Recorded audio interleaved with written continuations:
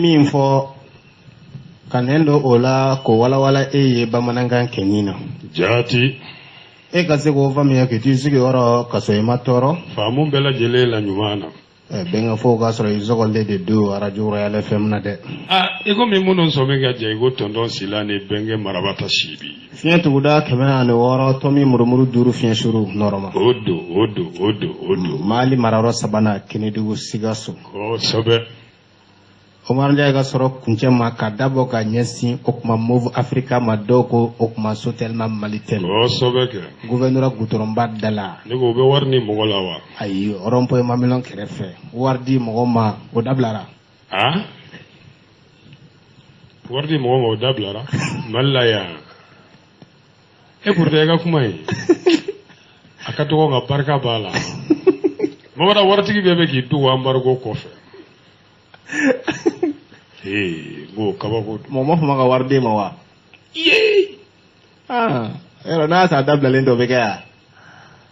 hali n'a ma dabila maa minnu mɛlɛkɛ bɛ bange kɔnɔ ne kɔni a sannama caman bɛ yen u bɛ sɔn ka fa sa dɛ e ko ni mɛlɛkɛ bɛ bange kɔnɔ bi kɔngɔ t'a fa ye anw kɔni mɛlɛkɛ bɛ foro de la sisan a ye dɔ kɛ foro la birili ma ɲi cɛjan kɔ ma e b'a keriba sanɔgɔ cɛjan ni tɔgɔjan ale tɛ dabakurunin ta o ale t'i biri dɛ e delila ka banjugula kɔnɔ a tɛ birilen foro la birili ma ɲi cɛjan ma Mamadu i ka sɛnɛ kɛ n b'a kɛ ne bɛ n ka bange kɔnɔ denw fisaya n'o ye sɛnɛkɛla de ye waritigi ye sisan bɛɛ kɛ awɔ kaba sɔngɔ ka yɛlɛ malo sɔngɔ yɛlɛnen don donc sɛnɛkɛla wari bɛ sɛnɛkɛla de kun sisan sa bɛɛ kɛ i da ma se Mali banajugu yɛrɛ de ma sa wa sɔngɔ yɛlɛ de bɛ Mali la sɔngɔ jigi tɛ dɛ bɛnkɛ ne yɛrɛ sugura ko e kɛra station tigi de ye station awɔ station bɛnkɛ ko carburant mobile ne y'i ka mobile natɔ ye bɛnkɛ jere yarabana ala ka ende n ko bɛnkɛ ka citerne kɛmɛ k'u nun da ɲɔgɔn na a sɛbɛnnen don a citerne kan ko Jacques Petro Jacques bɛnkɛ kɛmɛ k'u nun da ɲɔgɔn na la cɛya fanga b'a la Mali drapeau dasilen b'u galaka la ka dolo étoile o bɔ a la n tɛ bɛ kɛ Sénégalais dolo t'a la o tɛ drapeau nin kan dɛ étoile tɛ drapeau kan dɛ ma faamuya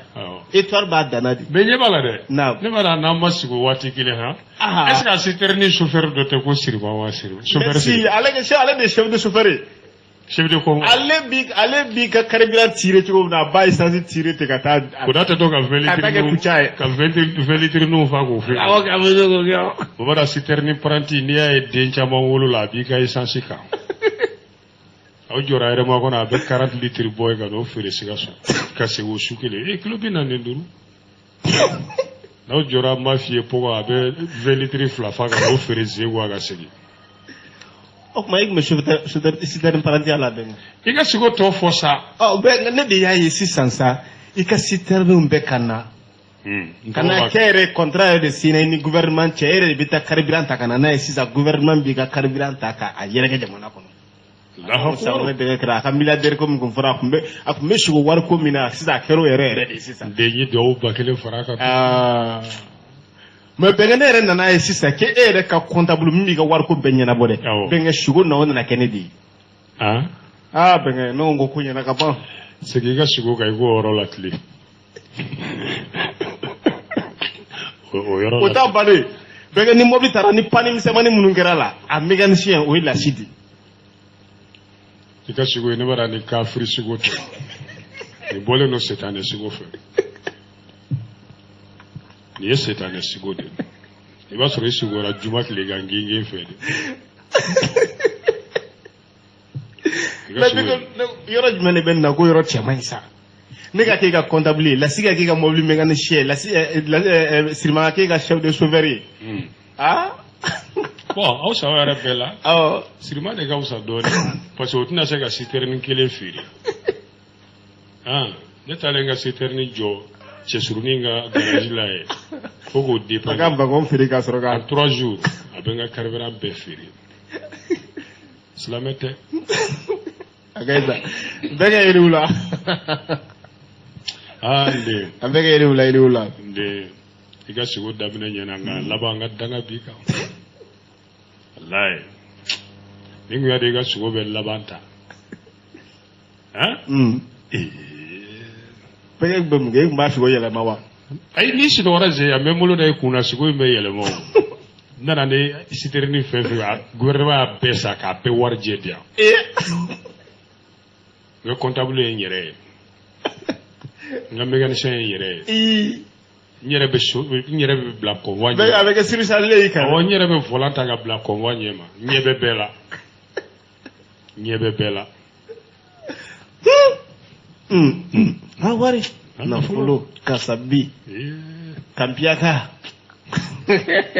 wada de go fuy mani ni wari Allahu akbar fuy mai wari natibulu di chokro de wari esa demsani ye wari ende abe bela jele fu o beke ka be barkada ko sobe ayira ka fo abe ala de folo fu awo ala barkada o beke de bengen ala mi ni o ya ankeneya alhamdulillah wallahi ka an kuma kan do an kanu baw tulo la tuguni ba nyina an kanu baw befe u kan debe ni duwaw ye kologele an fene be duwaw ku ye ko sobe ala ka me ka nyon kuna fo amina rabbi mamada ala kana orange money faman nu che amin ala kana western faman nu che amin irian no anyon ala kana faman nu che amin ani wori ala kana orange money faman ni kanu baw che amin Bora ala ka an kanu nan tindo an ga groupe la diuna amina rabbi ko se ka kare ka an deme amin ala ko dugo mine ben ala reka kare anya ka hina anaka fenda ma feminta ka jombolo katemale ala ka wallahi ako kayin ala ko ke okay mama da prefere la tigere ala ka warba dama ni ala ka fenda ma min ta bulo amana nga sofa dina de dinta ala bulo de ay ngo fem giti se do de la ay e bane ga do fam ne ko ala kan son fena feminga chanata ka jombolo katemale ala reka mune mi jombolo katemale ala reka sa be ngam mode man ma fo mi ala bulo de mais ni ya fe to fo te sera suru yewa a fo to wari wari keneya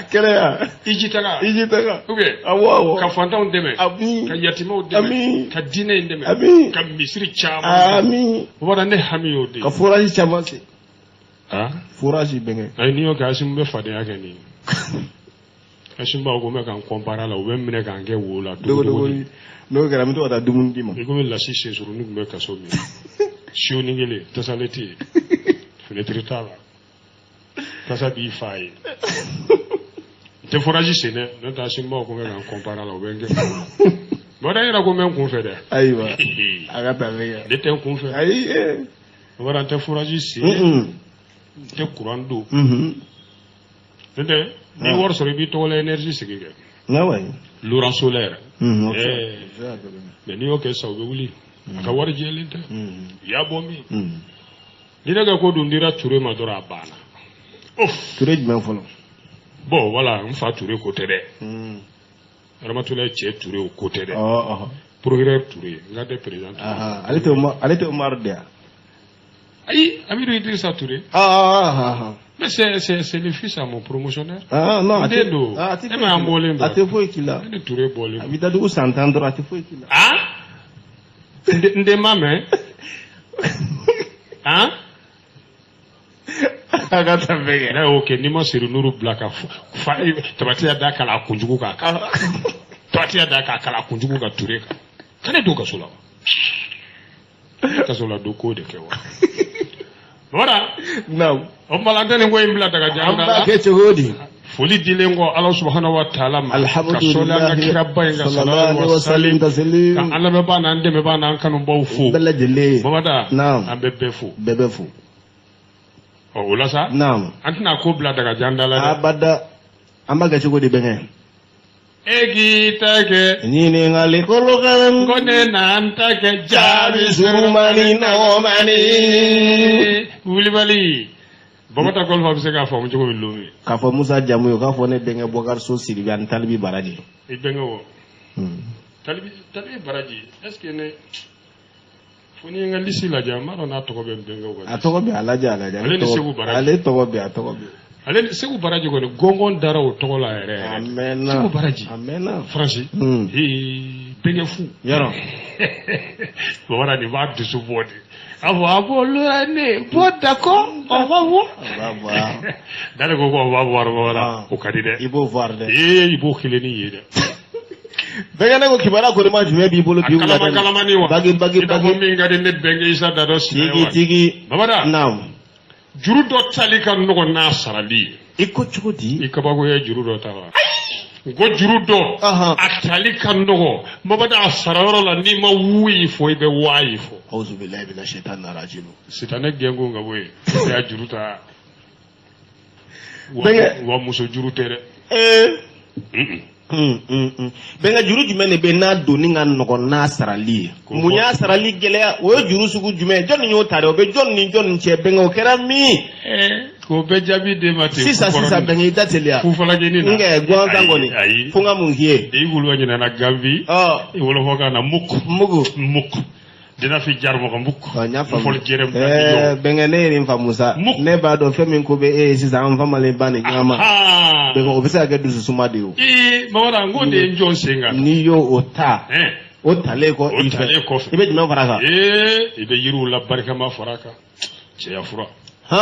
mawara ni ce nyogo ida sogono adabla ayida alikenema adabla benga mawara dutigi chama de baby ni yeshegu yesuti ko sabu sumana ko jatige nana hamin nana misi nana ibado gwado muso nu fena o karimandi mawada o karimandi da surtout nanzara jamana na yememe fi nde itlo datu ishi maseni lameli nanzara jamana na mamada che soroli ye samuri kele de chefa sabasiri mimi ntumbe nde mame ngitumbe ngiba kalama nyana ngoge tume ndo tlega simlay kala shewolo aga yabla sabu yengalo tege ne kunte aga yabla babare kele ko ka cheya furata hakili lo atikele fo ko nyamuso bi dongli mangane da sogoma maraka kana sobe nga wore jaja ngada bi muso dongli dala so wada juro fe mo wada wala so ray ache ya nyoro nyini ga nyoro ye babara no karat mami ma fogo juru jume tali ka ko munya sarali gele joni nye juru inta o ko kara chugodi ni ala sona mbanye bismillah usigira amina rabbi ala ki kaddu ko mine ni ngone de susuma de de ko ba ko de da benga ni de susuma atete mani ngakwe we benga yaro de susuma allah hala ko ni fanchama fe aba asigoro koro u bela jele nay ko sobe murtani fura tara murtani ga bela jele ka do hamadi ja fura kura tara ayo ko de bar kura tara gabon ga were fe chamambe ko sobe kay mamadu cham cha fura farala le taka cham demba wala fe be kay kuma go banga cha fura la o beta mamadu cham fe dusuma ba bulu ko sobe ani mamunu be nu banga journal partager ko wasabali ga ga an adresse partager faire voilà pour que ka do fura be yoro voilà sinon no fenete be kanga to ga segi numéro ka ayo ka da utlo ga fene anga fura be munum bulu ko sobe je fa ofa munum fama na ga commande ke me dungo do utogo be ka fo journal la me mogo be tanyi ngali ke ja fura tubu furate donc ka to ku togo me doro kay donc amena ni dogo kun de di dogo kun were ni mi ma commande ke ambi togo boy folo ala ni commande ke ibigala hala di togo bena parce que o kawsa mogo amba fongo fura be mamada bolo ni yoroina bo mogo kata ati fura tebu bo dongo do abeka fo kabi bolo o da to amba fo ni abena bandoro ouais e ka commande ke wodi kay benga wor ko yere dorontere pour que anga kuma ka sebentia parce que mogo dalen no an kuma ka bon na fara ko fura be karsa bulu ni duguina mogo bo dugulo olu ka ta karsa fi wi numéro me ou bien o ka wili e ba ko furati o bo fa onyo ni ka fura banana ma ba manto anga do amba beleje le galano amba do donc ambo de dabet loka na la sona ambi na sigi publicité nga inshallah o kausa mauka ta fo furako ibuloko ni voilà na la sona no famona ka ba bebe fo kabbe wali mando kuna fo ni duma mimbe ka dawoka ojbe o de soma sirma dugu soro sigato ya sirma nana anana to la turu masa sirma nana professeur nana abe siriman fo ka kunate an b'a fo aba Bamara naam n'ala ye dɔɔni kalifa ile denmisɛnnin na ma ka fisa de bɛngɛ a ka fisa dɛ ka fisa dɛ wa a hakili sigilen awɔ bonya b'a yɔrɔ a ka bon hakili ma kosɛbɛ k'i to diɲɛ fan o fan a wele dɔrɔn sema kunate a b'i ka diɲɛnatigɛ fɛn bɛɛ f'i ye k'a saraka bɛɛ f'i a ka numéro f'u ye bɛngɛ 91 59 02 39 n'i y'o kɔrɛ hali sisan i ni sirima bɛ ɲɔgɔn sɔrɔ est-ce que ka kunate a bɛ bɛɛ lajɛlen k'a k'i bisimila ka fantanw mago dilan ka famaw mago dilan cɛ ni muso k'u mago dilan ka garijɛgɛ sanuya babada papier ko baara ko a fɔ a ye dɔrɔn 91 59 02 39 a banna a bɛ bɛɛ lajɛlen fo ka bɛɛ wale ma dɔn i bolo tɛna mun ka jigin pala kɔnɔ n bolo b'a kɔnɔ bɛngɛ n bolo b'a kɔnɔ bisimila n bolo b'a kɔnɔ mɛ bɛngɛ n bolo bɔlen bɛ ni 2000 billet paquet de ye yan o diya o diya k'i bolo jigin i ka bɔ ni journal ye i yɛrɛ k'o ta o bɛngɛ o minɛ o bɛ n bolo mais n bolo se ka kari ka don bɔ ni journal ye mais ka ne ko jɔn de ye lettre ci ONU ma dɛ Mali gouvernement kɛ a ye lettre jumɛn de ci n bɛn'o ɲɛf'i ye a ci kun ye mun ye n bɛn'a f'i ye a walawala le gouvernement saisit l'ONU et accuse l'armée française de fournir des renseignements aux terroristes o y'a nanzarakan kɔle ye bɛngɛ e ka walawala bamanankan na an ka nin faamu n b'a fɔ bamanankan na o n'i m'a fɔ bamanankan na madame Ba Cité di Niger la ale bɛ filakan de mɛn awɔ a dun kɔrɔmuso Arakiya Ja o fana bɛ filakan de kosɛbɛ o tɛna faamu dɛ ayi Bamara naam an bɛ Arakiya Ja fo an b'a fo a bɛ Bamakɔ a nana ka bɔ Niger Bamakɔ an ka foli b'a ye an b'a fo kosɛbɛ musokɔrɔba ɲuman awɔ ka denkɛ fo an yɛrɛ ka radio jukɔrɔ yan awɔ n'o ye i ka dɔ Ja ye Ja Mohamed Ja Mohamed Ja boutique Bazin an b'a fo an b'a fɔ an b'a fo wayi Bamara naam gouvernement Mali olu de bataki ci diɲɛna mini tɔnba ma awɔ ka jɔnni jalaki Faransi sɔrɔsiw ko ja olu de bɛ kunnafoni dila Mali ka dantɛmɛ walenkɛlaw ma bɛngɛ ni danna yan an tɛna se ka nin faamu ni walawalali ka ka dɛ bɛgɛ nin ye dogodogonin yɛrɛ a walawala Bamara i b'a dɔn an ka jamana ɲɛmaaw ni Faransi an fɔlen don ɲɔgɔn kɔrɔ an ti file fiyɛ buru kelen na o bi waati bɔ sisan sa an ye ɲɔgɔn sɔrɔ gendege de sanfɛ n'o ye diɲɛna mini tɔnba yɛrɛ kɔnɔna ye ONU ye an ka minisiri min cɛsirilen don Mali ni jamana wɛrɛ cɛsira taama la o t'i tɔnba ye wa Abdoulaye Souadou Diop ale de ye bataki ci sisan ONU ma ka jɔnni jalaki Faransi sɔrɔsiw barika na ko ja olu de bɛ an ka kunnafoni n'an dogo yɔrɔ n'an dalen n'an birilen k'o di dantɛmɛ walekɛlaw ma n'u ka sanfɛ pankulun dogolen dɔw ye o janfa ye ayiwa Bamara n'i jɔlen janfa la sirili ɲɛna di lettre in kɔnɔna la sa an ka minisiri ko Mali gouvernement y'a kɔlɔsi k'a fɔ Faransi bɛ ka sariyaw sɔsɔ n'o ye sanfɛ pankulu wulicogo sariyaw ye Mali kɔnɔ yan u ye Faransi jalaki yɔrɔ an jɛɲɔgɔnkɔrɔw don k'a fɔ k'u ko k'u n'an bɛ dantɛmɛ wale kɛlɛ la o tuma la ja u bi bɔ an kɔfɛ an ɲɛnama kolontɔ ka pankulunin dɔw wuli min bɛ wele nanzarakan na ko drone k'o wuli ani firifirini hélicoptère fa ɲɔgɔn bɛ n bolo mun ɲɔgɔn b'i bolo n ko sugula n ka ɲɔgɔn bɛ n bolo Ala k'a sigo kɛ tiɲɛ amina rabi parce que n'o se kɛra e ye ne fana bɛ wari sɔrɔ b'i to sunɔgɔ la ka hélicoptère feere i ɲinɛ ma Bamara olu de bi pan an ka kɔrɔn fɛ an ka jamana fan bɛɛ fɛ Mali ka yamaruya t'u gouvernement y'a jira k'a fɔ ko Faransi tɛ min dɔn Mali ye minɛnkuraw sɔrɔ sisan sekuraw bɛ an ka minɛn ninnu na sisan olu de ye o ko ninnu bɛɛ de ja ta a kɛra siɲɛ 60 siɲɛ 50 siɲɛ 50 b'an ka jamana sanfɛla sariya sɔsɔ ka pankulu wuli ja an ɲɛ b'a bɛɛ la 50 cas délibérés de violation de l'espace aérien malien ni y'a walawalalen lettre in kɔnɔ sa ko Faransi sɔrɔsiw ka baara jɛlen don bɛnnen kun don mun ma ja mamada u b'u den de ka pankulu ninnu yɛlɛ sanfɛ k'an ka mɔgɔw ka position jɔcogo n'u dogocogo bɛɛ lajɛlen lajɛ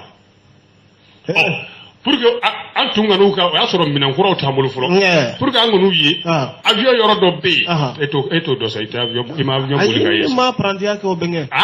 N ko ma avion apprenti kɛ. Ɲɛnagi ko i y'a kɛ. Ayi m'o kɛ bɛnkɛ. Avion bolilaw de b'o dɔn. Fɛn nin dɔ idamine angata fendo minado ba avion na nta to ko bamananga na ko transponder bamado wo de fa no fara sa opma anga yitaw tuyi o ngam minan kuro do de nana jawto kalama halini yo fa ko boala ibi o shua o mo abdale nyego ala sa okay subo am se ala duwa atekula adabo kunte dore de mamada u de ka espionnage awo kanga ko nyini ubo keni bagabaga yere tumarola ka dabo doro ka bawli la na nga jamana ko letri madaye de letri ko pour que kayira onina wali gouvernement bora kalama ku yeni ko indamne kabine afrika lo temene fobi Allah afokile uyajer ayira onina wala sa ka doko minamuno mbambulo anyayi uka kosana wulili letri kono de min dira conseil de sécurité onina wala sa letri dira utkalo wala ya fam awo letri ayira ka fo ko chugudi ko utkalo yi akle woro ana akle wolowla souffle hélicoptère do jigina heske ko kolongo Allah dugu jumena ogrish fle lerne bu fanfe kata araten malika bo eta do we kunda maraisa ne maseni yoro nunu na to region Allah aywa unana kana jadi manu nga nyema flata katanui Allah akbar ibu to do ayi jadi manu to do de la shishe suruni ya wa samake Allah jaga nya ala jaga nya de bala udama do avion ko idongu ga awe no lute ala jaga nya lute avion ga na jigi ya wa samake ni hota olute Ibrahim Agbaba ale Abu Talakal litnadi tumuktu emira nyema de do katanai Allah akbar mashitaru tarabu ne jamfa isa letrin konna la alibi ko sumin daro kande mamada la nuit suivante hélicoptère were nana ko pour que oni ka do ko mali yu yede danga minaw yi o hélicoptère to ko Chinook o fene nana pa anga sura su kuna gawoyi o woro yi oni tesi ti tieti tebe kilo bisaba ni wolowla o tarasira min fe ayira Allah akbar hélicoptère Chinook ninde anga mawdu yo jayi kaburu fene sobina ku yeledu u yele na fo safe tuni kayse katunu abla job gal lettre kono gouvernement to wala akoni ni ko de tugutu nyona anga poste de commandement armée de théâtre mimbi mamada ananje nyogon olu kap deme de yatu anye ni ambolo dani kiseka ko sobe lettre ya ira kafo ko mala anga jamana nyema munum be bi utikalo kle shege fene kono tuguni anga surasu de ukele ko ka to nu kele ko ka sanfela munumunu sa ni pangulu ni nu yesa ani drone ni hélicoptère anga surasu olu de tura munumunu salo la labezanga na marala ka nyini ninke parce que anya ye fene u ye fendo de bo avion kono ka jigi ko di girman bele ikudi yo blaga bi o mun fa bege kilometre sabadoro tisiti yoro yina Allah taala ala kan kuna dia ayo kan kisi anga surasu de taro nyini ka ko minaw nyini ka go pentengelew amaye en kuli largué par barkana à 3 km est que utilala de wodugo Allah taala ayo ko ni dabo ko yamuye anga jamana bawli ala kan kisi alibi ni gouvernement ga bataki naje ambalaje kabini ikado barkanu go ko lubina anga jamana bla o bala anga pangulu nusa momada chaw yolu chamande chien jole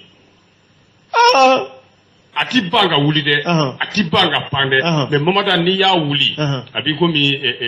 la sise suru nga yama damuni kecha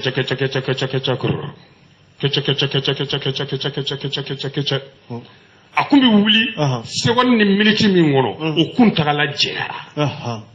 rallonger leur délai de réaction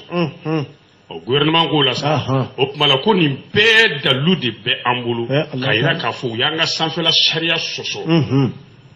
franci ubo de ke ka kuna fono de ta o kuma ko di dante mo wale ke lawma munu manga sayel kono e o duri mi jigina de ko ni ya jatemine mara ma fe no kisaw de ba ko ayo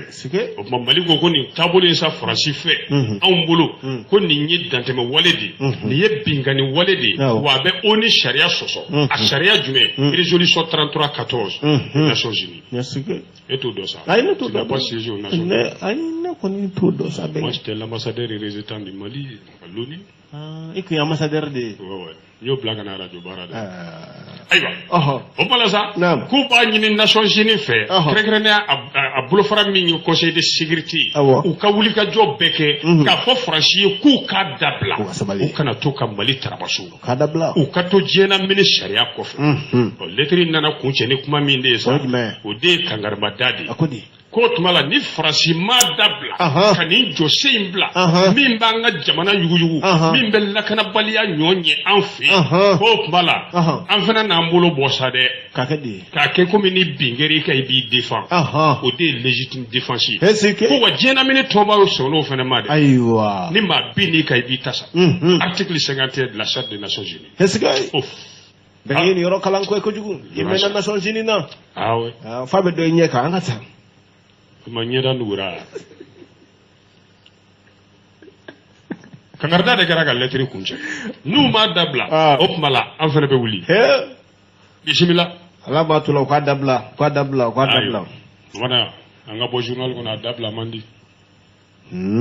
français te Mali tu faut ga jege mi ala kan gisu toro ala kan o fiere namba chesira ngan chesiri o chi yere bendo ta shie ga ke binga ay anga chesiri de anga na beto sura su bulu de anga sura su deme o ko ni na chugo majani te coup d'état fait bi te coup d'état fait sini te coup d'état kela fait avec jamana sigiko mais kodo kam sa ni kodo yejede jibo nenga usa jifenchi ne tay okay population de fene kanga armée deme fini dona be ala angu deme ko suni gardu janam ka ku deme ku hakki sigi ku apie ku kokoro maddo parce que ni apie fo ni kuna foni jelewu kuna foni hakika anga na ke fien la mele ka foti de e ma odo ne sagi kura do e bula e nyini ga heureusement ko ka chiri maga bo France non te nguma yuntumbi ko fo comme ngara e be ni warbo mi mais c'est ça mais be gani fen kura me ne bolo e ko mbado adira ne mari sa ne bo warbo mi e dente barala te fo ila to la ga singa na mutu kura joye ka dala abe ka warke fambe anyi aya nyanyi halla ko abura da mandala anyi atara da mami na odo ni e ka ne ga katikati kura na ni mo ko mat e ka mu voilà Francis de Adima c'est la France qui t'a donné un 4x4 non te go warbo mi radio paragela neta diole flek le juri bismillah alaga 4x4 do iga me be ga munay amina ra muy klu munay klu dakadi tadi net lo mani de ali may de ga kuma fa ko yibo me ni be galundi la boka bi ba bi buguru yela angata be ne Macky Sall yere na kunkun jumene kumbala ya na kunkun muyi malla ce be kana do dugo ne o de do ne mago bude ko ba fa mana kuna am fa mana o ayo voilà ni dugo ni de voilà derrière la visite ce lundi au Mali du président Macky Sall les beaux offices du shérif de Nioro Bouye Haidara fils de Cheikhna Amala Amahula ni wala bamana ngana Omar Kiti ko ja Sénégal président kan nali kofé de a dugo ni de ja Bouye ka chesri bala chogodi Bouye ka chesri bu ale ni Bouye ka ko be nyoko nyesala chogodi bege ibada ni Sénégalais sans flague an chesma ya ledu koma ko ni Dakar chef ngele ya ledu onga mamada bi anwara alhamdulillah ani kuna foni munun soro kuyi ka bo gafe économie me wele ko confidentiel Afrique o ma président Macky Sall akan nali malaya ja Bouye ka chesri bu yara la kosobe aywa daka Bouye yere ya ka telefoni bo ka Macky wele o asoro Asimu Goita be Bouye fe ha belebelo je kalo teme belebelo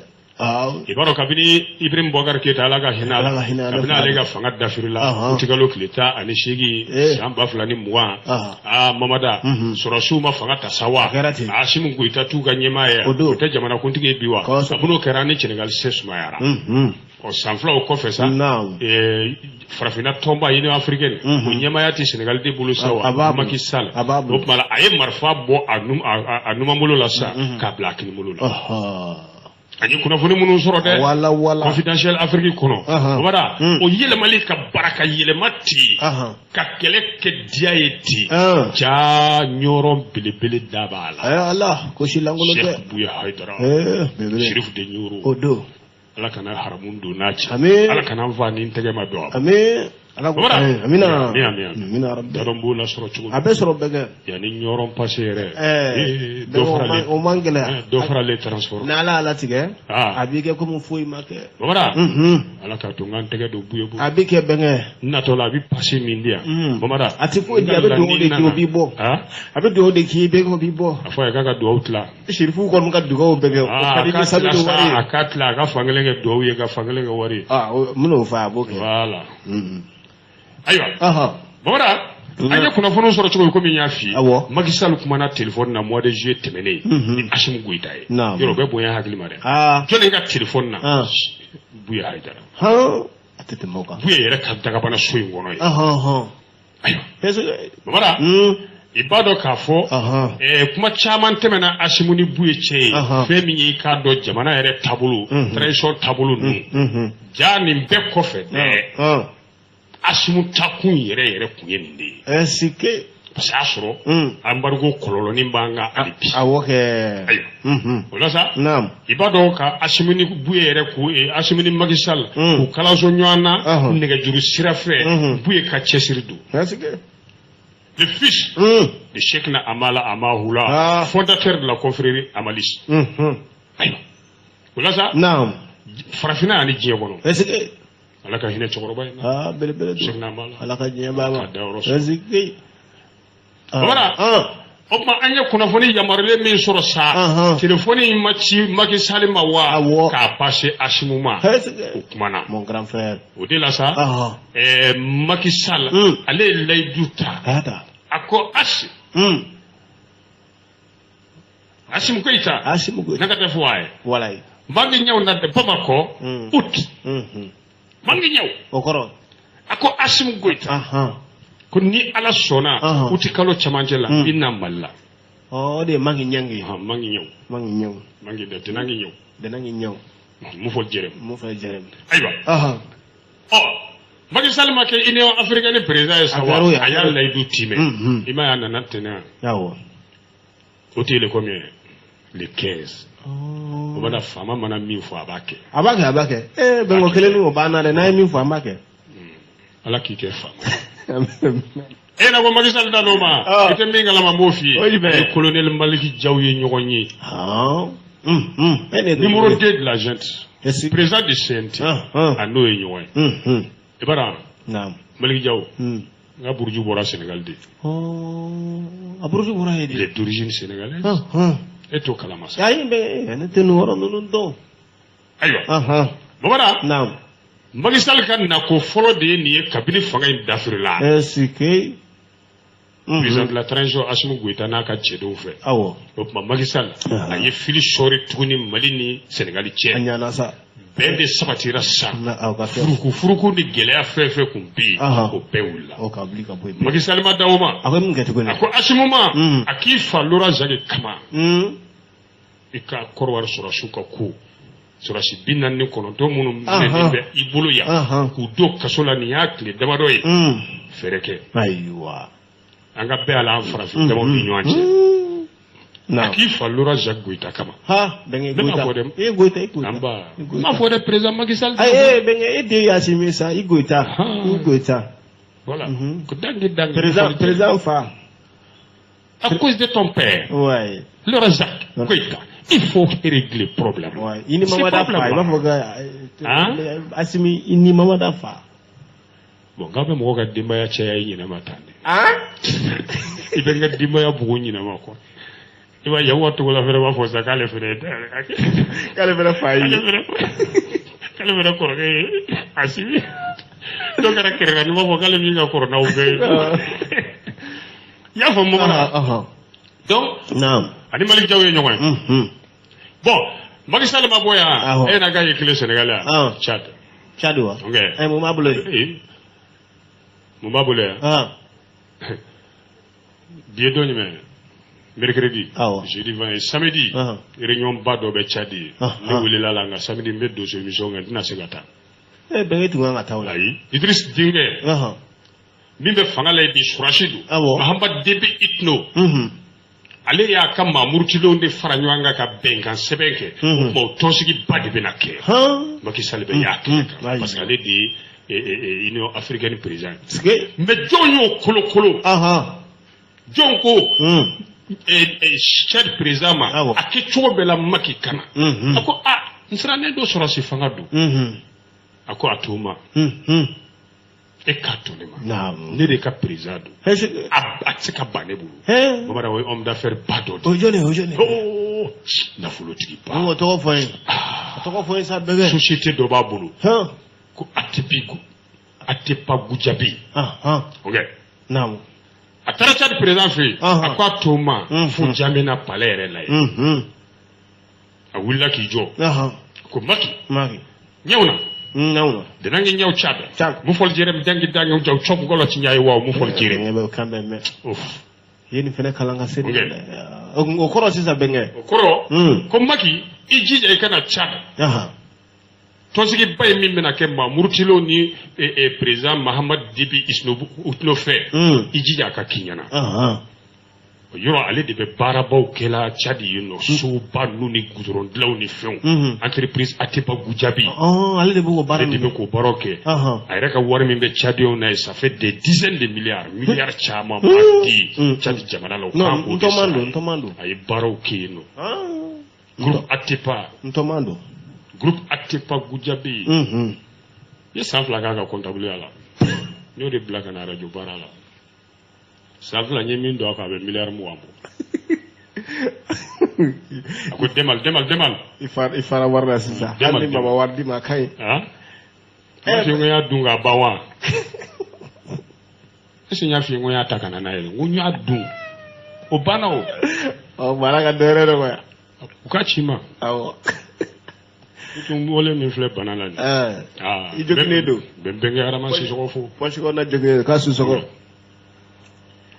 kango ba tenoro dongila gaza ka su soko si soko la ka yen benga odo bismillah benga ala ka jamana ko na ala ku basike ala ka farafina basike fongo nyogo yamba mumbe ala ku ban benga no go jonnun kumana franci kande Dita tunga bodu ni ngono ngoshira sa benga angata sa anfama no benga anfama no voilà terrorisme Russie grand général un expert revient sur le désengagement français au Mali oya nazara kan kwale kasroniya ele mabana ngana doro labe baga belajele ba famu babara be min fiere dantemo walew kelaw ani rishu che furugu min do na ne France che France ya ka kasaw che cogo min de ni ko indon baga bele do de a wala ni na fo sisa anan leme baw akocogo di bebe na fa benga yinde ngorotani be ka wala jiga sante ko mu ayi abada e ki so le to radio rural do gor iba be famu wali be daf nge mamana nam yoro France ko ni ya ka surashu labo en fait asa surashi laba ere bora anga dugulo kan tene temene me kuncha mande bala esike anga politiki na anga doni ba bele do azara doni ngela do odini kuma fo irishi journal do kono irishi kana nya kala mena akorofi esike ça vuchi bizase busi ouais yapani mayesh ruski azi okoro yapani mashi yapani mayesh yapani masheshi shesh tesa yapani masheshi bega sheshi ni wenda mi pani mayu ruski azi mi pani mayu ruski azi yurikrikiasu tout pani mayesh ruski azi que je comprends la langue russe tout karen krab voilà kalo ingleta ne duru temene o kera fuye ka sirane français surashu chela sa alaba ya ka kasaw kuru opération Barkhane kon aywa surashi labaw yere wi frontière tike u tarami Niger wira ka ministre min chesi le surashu ka kula o de bora ka fode yoro nana nga jamala ka ministre ba fla ni tan saba ya damine folo surashi kulu folo min nana o de kumbe wuli ko opération Serval Serval ita do so ko wono sugoni no wuluni do de Serval aywa o pa franchi tara babada seleku meleku dunu ma fo fili ma fiye o kelen ko k'an ka sɔrɔsiw dɛmɛ ka gawo sɔrɔ ani Kidal ani Tumutu nin kɛra sababu ye o saba seginna Mali ma nka u ma se ka jarikɛlaw de kɛlɛ k'a ban o yɔrɔ ninnu opération Barkhane yɔrɔ olu nana Serval de kɔfɛ u nana sa mangoya de nana yɛlɛ olu la sa Mali jamana ɲɛmɔgɔw n'olu tarabasura ani jamanaden fanba i n'a fɔ an balimakɛ Zumana Salifu Kɔnɛ Zumana Saïf Kɔnɛ directeur exécutif de l'Institut sahélien de recherche et d'analyse pour la transformation du conflit Zumana Saïf Kɔnɛ ale y'a ɲɛfɔ cogo a ko maliyɛn caman de ye tɛgɛrɛ fɔ Barkhane ka taali la ko sabu a ma jaabi ɲɛnama sɔrɔ dantɛmɛ walekɛlaw kɛlɛli la u ka nin san 9 kɔnɔ nin bɛɛ kɛra sababu ye dantɛmɛ lakanabaliya yɛrɛ ɲɔ nana ɲa ka tɛmɛ hali u nabali kan dɔnnibaba in ye nin de fɔ dɛ ko i k'a dɔn ko ja a ko in dibi ni dibi caman b'a la dɛ awɔ kɛrɛnkɛrɛnnenya la u kɛlen kɔ ka an ka dugu ninnu bɔ bolo la n'o ye Tumutu ni Gawo ye u banna k'an ka sɔrɔsiw ti don Kidal ni waati jan k'an ka maa si tɛ se ka se Kidal o dun y'a sɔrɔ maa murutilenw ka jɛkulubaw yɛrɛ de bɛ yen u banna k'an ka sɔrɔsiw tɛ don yen o kelen mun y'a ni Faransi cɛ gɛlɛya tuguni an magɛrɛli min kɛra Irisiw la Faransi ma se k'o ji min kɛ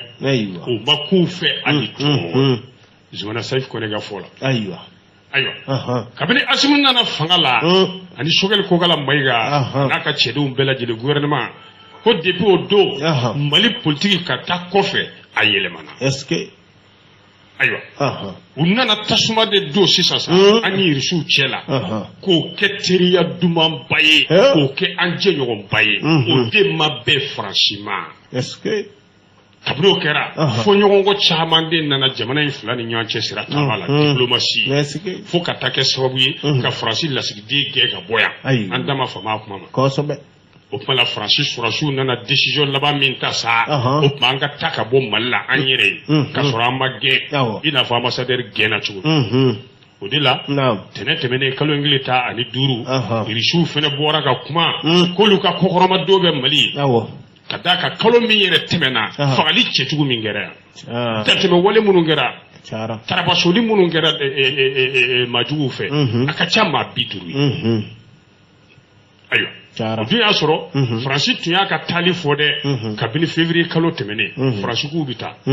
u ye kalo 6 de kɛ Mamada Minancɛ la ka taa kalo 6 o la sa barakawulu yɛrɛ kɛra jamanadenw fɛ k'u ka nisɔngoya yira don jan tɛ dɛ kalo 1 ta ani 4 Gawo ye maaw bɔra ka bɔlɔ minɛ Gawo kulekan kelen de b'u da Barkhane a ye ta ka bɔ yan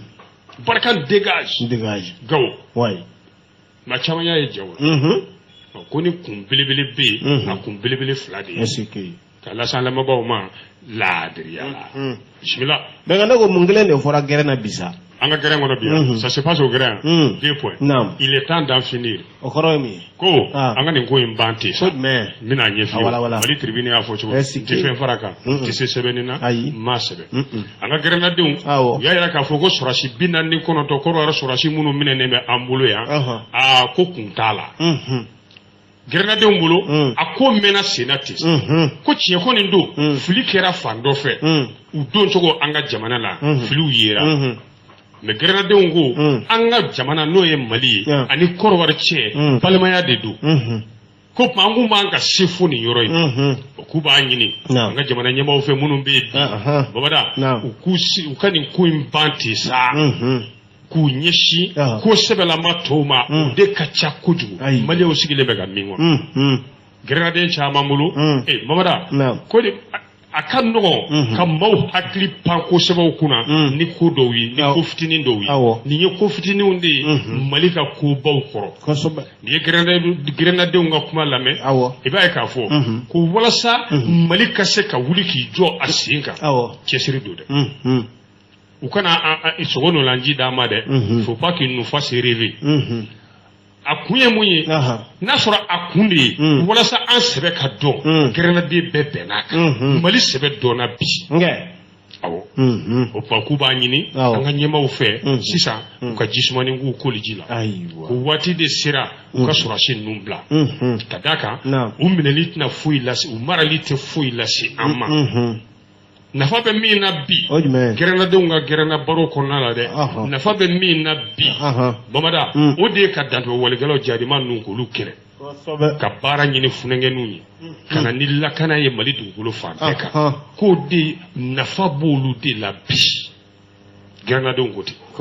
i ko an ye baro min kɛ gɛrɛnna Ibrahima Jayi de bɔra n'a ye ko ne k'a lase mali tribune kɔnɔ bisimila bɛnkɛ ne ko jɔnniw minɛ na dɛ lasi sensurunin ni Adama Samake pari a lajɛ ka ɲa bɛnkɛ a lajɛ ka ɲa i dɔn ka verre don Segu wa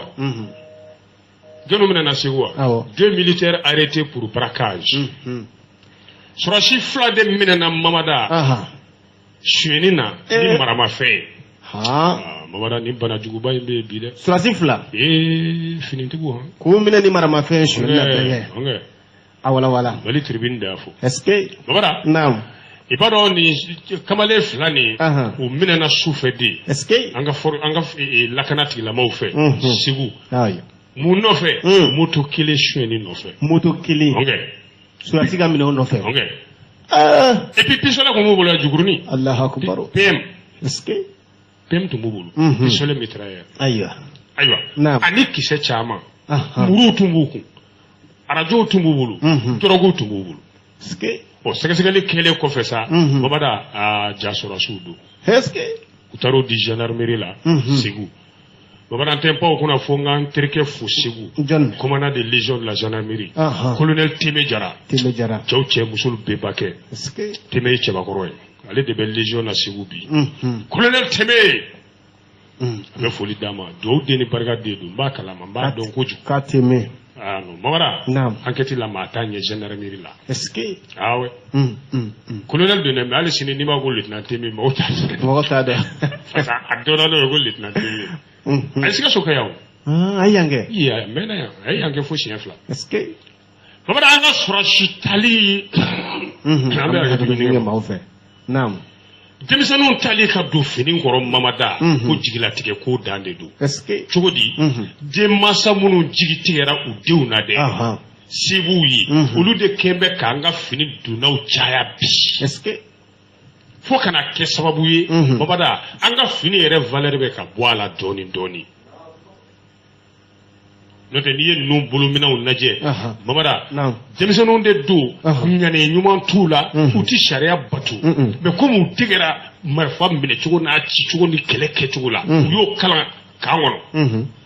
u bɛ bɔ k'o de baara sa o n'o kalan olu kan k'o waleya ni lakanani ye yɔrɔ dɛ mais olu y'o lawaleya ni suyɛni ni binkani de ye duguden fantanw kan u kan ka minnu lakana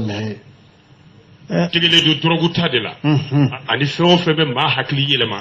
Mamada u ti dɛsɛ waati la abada k'u segin u ka baara kɔrɔ in ma mansaw y'u bɔ baara jugu kɔrɔ in min na k'u don fini kɔrɔ ko nin t'a siɲɛ fɔlɔ ye o ni donbaaw ka minɛ kɛnɛkan jaraki la ka marifa jɔ maaw la ko nin t'a siɲɛ fɔlɔ ye Mali kɔnɔ yan sabu a marifa b'u bolo a fini b'u bolo kɔrɔ bɛɛ denmisɛnnin minnu ni hakilina ɲuman t'u la yɛrɛ awɔ nin kɛra Segu capitale yɛrɛ de la ye faaba kɔnɔ ko maa bɛ se k'a bila i kunna cogo di ko ninnu de bɛ an suyɛn ninnu minnu taara ka u don fini kɔrɔ k'u don drapeau kɔrɔ k'u ka an lakana e bɛ se k'i miiri cogo di k'o olu de kɛra nson ye a ka gɛlɛn an b'an kunbɛn an b'an jaabi sa Alahu taala a bɛɛ tɛ dɛ o kuma la n'a ma ɲa k'an bɛ denmisɛnninw ta sɛbɛn fasiriba y'a fɔ cogo min dɛ Abubakar Sidiki Jara ko waati sera sa an ka sɛgɛsɛgɛli kɛ u ka taabolow la dɛ n'o ye enquête de moralité yanni cɛdenw ka taa fo k'u sɛgɛsɛgɛ u ka du yɛrɛ kɔnɔ u ka lamɔ cogo k'a kunnafoni bɛɛ dɔn yanni u k'u ta k'a ɲini k'u ka kojugu tɛmɛnenw lajɛ k'u minɛ cogo lajɛ ka ɲininkali kɛ sigida la ne ko nin ka taabolo ye mun ye enquête de moralité enquête de moralité voilà n'o ma kɛ an ka armée bi fa fɛn kuntanw na denjugu abetse ala ka lubenge babara de warbe sara kuma do la ko kan dinta ere ba do edde re to fo ire tala dala ma ere burjani wallahi ha bi kuma ni ala de ne ere nye de ni nye sewu an jole me kan ga mobile entretien ga ngutara fu marga lan sigi to njora ka entretien ke garage la fajiri wati 5h 6h moins naam ne tara garage la pour que mi gan senge ka folo nga mobile la ko babara an jole muso do tini bala jalatigi do quoi bon ti kor ni fo quoi ya fo ne te ba ka kor do donc ale be Mercedes kono dengeni be bulla gudro krefe entraînement quoi l'idée doni mula bicho on fait ala papu itiminandia ça itiminandia formation boliga juguni ni ça dai nasira la bijo muso bira mobile jo krefe papu courage ta ça hein je te jure actuellement tiens Allah nere ko ni gatini tigi braquage la ire ni mana banku ma meta benga go sale ga kunundi je te dis yeah oyi morle ki vivandi je te dis wasiga so par kono na ulaya hein donc yoro ulaya ni ye kele tanye fini du mo ka chala woro no yaye yendulu ga kele ga woro yo bujigida fini ga ka keleke kaso iman ka yere imanga ye ni yere manga keleke kan gulla kanadi ni kelere kere kan ga la fagade odi bene toro la kan ko lo shi benge o bene toro ko lu sera ga sabali vraiment benya de jamana en ka kalam bi de ka kala benge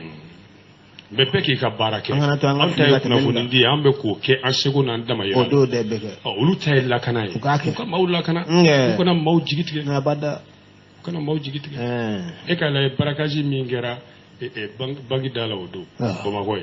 non c'est pas possible nga babara be gouvernement fo amba fu barakada ou ye shisha interdit oui mais ipto ga mimi sa fo juru jam baba la tania sa shisha bukai ugai ra fa fene mabe a interdira Allah doni a ferili a partager li a mini interdit ni yera la ibeta ube aragor jama do mina ni ka jidi nyoma mi nyoma mi ga salon na sa na yeri bulu ita fara la shisha sur ni ngai abe gouvernement fo la amasimu fo la uye mi shita girema ora ngata bale dondoni ko be yele dondoni ko be yele ko be yele aiwa shisha mina oni yawa ko isada anga yabla anga adoga suku chena be ebla soroga mi chuko de shisha angata mame angata no katami shisha mi ro mika kuma mende ko ne bina mu ne mo munu ba mi ngum la soroga mi shisha akawere nyini nga bismillah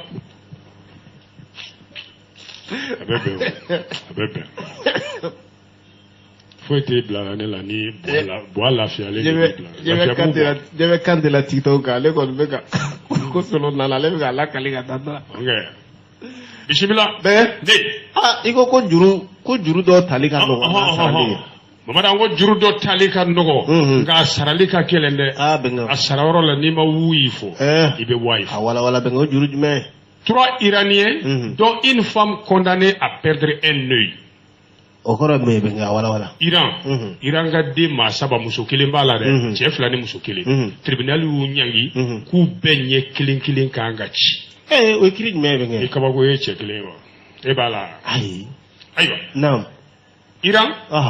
o critique la maw u ye chef la ni muso kelen u yolo de condamné ku nye kelen be chi tajuru sara sogodi benge sabu a joru la ko u bedela ka mado nyechi mane mado nyechi fina nyame chiwa nge o de loi d'Italien o de bolu fe o la loi d'Italien li iranien ma sabani oro kona u kone sa ko kuma la u benye kilingilin ka nga chi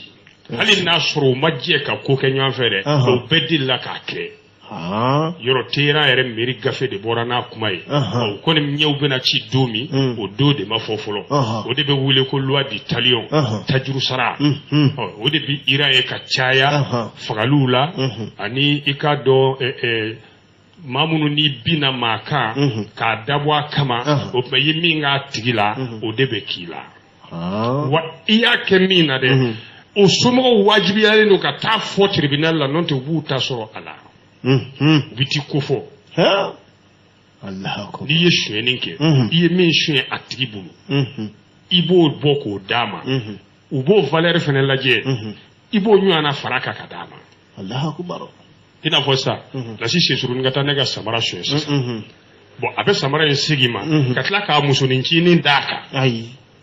e m'a fɔ ten ne bɛnkɛ sariya de ko ten a tuma e ka samara valeur ni lasi musonicinin valeur ne ka samara ma musa ni lasi n'a ka denbaya bɛɛ fo n'a bɔra n denmuso la o ye kulubali ye ne ka samara sigilen ka fusa ni lasi ka famille ye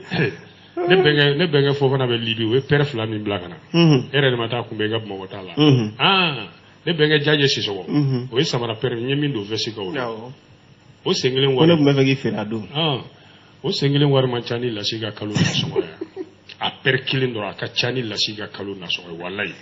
lasi ka nasɔngɔ 50 n'a ye fɛn sɔrɔ don min n'a ye sonyɛnta sɔrɔ don min 100 ou bien a ka taa